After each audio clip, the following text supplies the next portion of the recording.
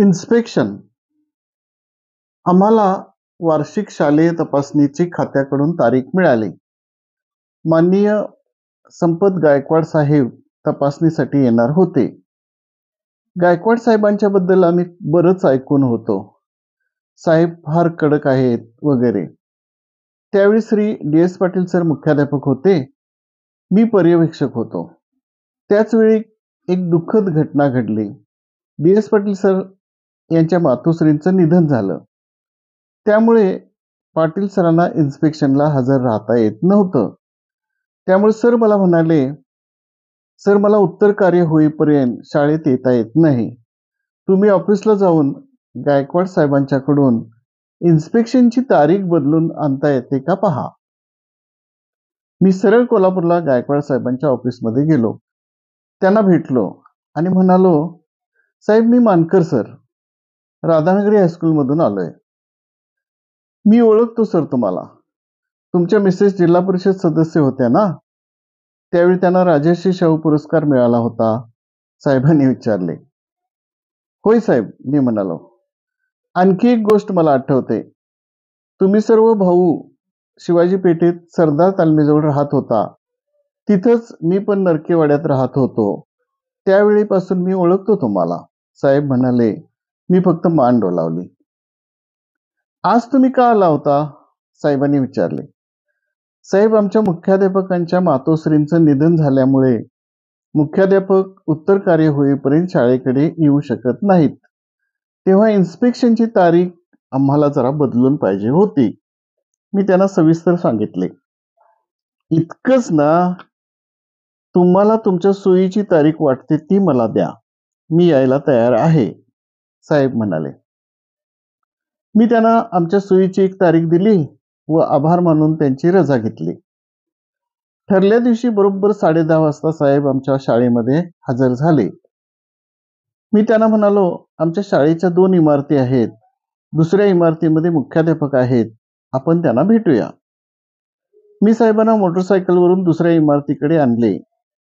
आम्ही मुख्याध्यापकांच्या केबिनमध्ये आलो. मुख्याध्यापकांनी त्यांचे स्वागत केले.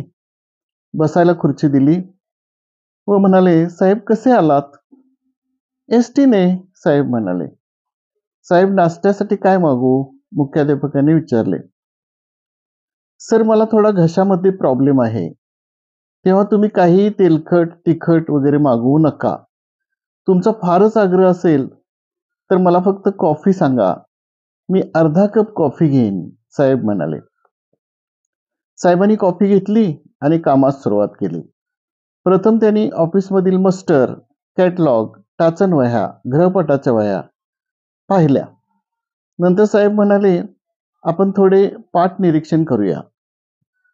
त्याप्रमाणे त्यांनी इंग्रजी, गणित, सायन्स, हिंदी, मराठी, इतिहास वगैरे विषयांचे पाठ पाहिले. तोपर्यंत 2 वाजत आले होते. साहेब तुम्ही शाकाहारी जेवणार की मांसाहारी? म्हणजे तुमच्यासाठी त्याप्रमाणे जेवण मागवता येईल, मुख्याध्यापकांनी विचारले. सर मी येताना माझा डबा आणला आहे. मी बाहेर कुठेही जेवत नाही. तुमची दुपारी सुट्टी झाली की तुमच्या स्टाफरूम मध्ये तुमच्या शिक्षकांच्या समवेत मला जेवायचे आहे. तुमच्या शिक्षकांचे डबे असतात ना? साहेबांनी विचारले. हो हो, सर्वांचे डबे असतात. आपण एकत्र बसून जेवण करू, मुख्याध्यापक म्हणाले. स्टाफरूम मध्ये बसून साहेबांनी आपला डबा उघडला. सर्वांच्या समवेत जेवायला सुरुवात केली. जेवताना एकमेकांना भाज्यांची देवाणघेवाण वगैरे झाली. जेवताना खूप मजा आली. जेवण झाल्यानंतर साहेब म्हणाले, मला 9वी आणि 10वीची मुले एकत्र पाहिजेत. एका वर्गात बसवा आणि सर्व शिक्षक स्टाफला पण हजर राहायला सांगा. 9वी 10वीची मुले व स्टाफ एकत्र बसल्यानंतर साहेब बोलायला उभे राहिले. प्रथम त्यांनी त्यांचा एक नेहमीचा प्रश्न मुलामुलींना विचारला. जगातील सर्वात सुंदर स्त्री कोण? काही मुले म्हणाली हेमा मालिनी, काही मुले म्हणाली ऐश्वर्या रॉय, तर काही मुले म्हणाली श्रीदेवी. एक मुलगी उभी राहिली आणि म्हणाली, जगातील सर्वात सुंदर स्त्री म्हणजे माझी आई. शाबास. तर आज मी आई या विषयावरच बोलणार आहे, असे म्हणून जवळजवळ 1.5 तास आई या विषयावर त्यांनी व्याख्यान दिले. काही काही उदाहरणांनी सर्वांना गहिवरून आले. सर्वांच्या डोळ्यात अश्रूंनी गर्दी केली. आमच्या स्टाफमधील 2 मॅडम तर रडायलाच लागल्या. एवढे प्रभावी व्याख्यान झाले. व्याख्यानानंतर साहेबांनी विद्यार्थ्यांना जायला सांगितले. सर्व शिक्षक स्टाफची मीटिंग घेतली. त्यांनी जे पाठाचे निरीक्षण केले होते त्या पाठातील काही त्रुटींचे विवेचन केले. विशेष म्हणजे पाठामध्ये ज्या गोष्टी चांगल्या होत्या त्या गोष्टींचा आवर्जून उहापोह केला. मीटिंग संपली. शिक्षक स्टाफला जायला सांगितले. जाता जाता बरेच शिक्षक शिक्षिका आपसात बोलत गेल्या. इतकं चांगलं इन्स्पेक्शन कधी झालंच नाही. गायकवाड साहेबांनी मला व मुख्याध्यापकांना थांबायला सांगितलं. आम्ही थांबल्यानंतर ते म्हणाले, आपण इन्स्पेक्शन रिपोर्ट तयार करूया. वानकर सर, तुम्ही लिहा. तुमच्या शाळेमध्ये ज्या ज्या चांगल्या गोष्टी आहेत त्यांचा इन्स्पेक्शन रिपोर्टमध्ये उल्लेख करा. माझ्याकडून त्या गोष्टी चुकून राहून जातील. आम्ही रिपोर्ट तयार केला. साहेबांनी सही केली. त्याच्या झेरॉक्स काढल्या. 2 झेरॉक्स साहेबांना दिल्या. 1 आमच्या ओसीला ठेवली. शेवटी गायकवाड साहेब जायला निघाले. मी त्यांना म्हणालो, साहेब, मी तुम्हाला स्टँडवर सोडतो. नको, मी चालत जाईन, मला चालायची सवय आहे, असे म्हणून ते चालायला लागले. आम्ही त्यांच्या पाठमोऱ्या आकृतीकडे पाहतच राहिलो. मी आतापर्यंत 37 वर्षे सर्व्हिस केली. अनेक इन्स्पेक्शन्स पाहिले, पण असं इन्स्पेक्शन कधीही अनुभवलं नाही. सध्या गायकवाड साहेब सेवानिवृत्त आहेत.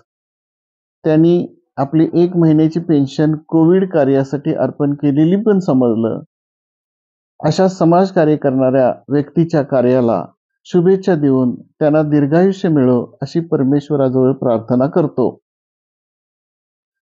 ही माझी कथा साहेबांनी ऐकल्यानंतर मला त्यांनी आपली प्रतिक्रिया पाठवली. प्राध्यापक अरविंद मानकर सर, खूपच सुंदर लेखन. लेखनात शब्दापेक्षा अंतःकरणातून उमटलेल्या भावनाच जास्त आहेत. सुमारे 15 वर्षापूर्वीच्या आठवणी सहज पण आंतरिक तळमळीने सरांनी लिहिल्या आहेत. मनापासून धन्यवाद. आपल्या लेखामुळं जगण्याची उमेद वाढली आहे. स्वतःच्या घरचा डबा शाळा तपासताना 32 वर्षे खाला. ही साधी गोष्ट ही लोकांना फार मोठी वाटते. सर, 14 जानेवारी 1984 रोजी शिक्षण विस्तार अधिकारी म्हणून शाहूवाडी येथे हजर व्हायला जाताना आईने हातात डबा देऊन म्हटले, विस्तार अधिकारी मी खूप बघितलेत.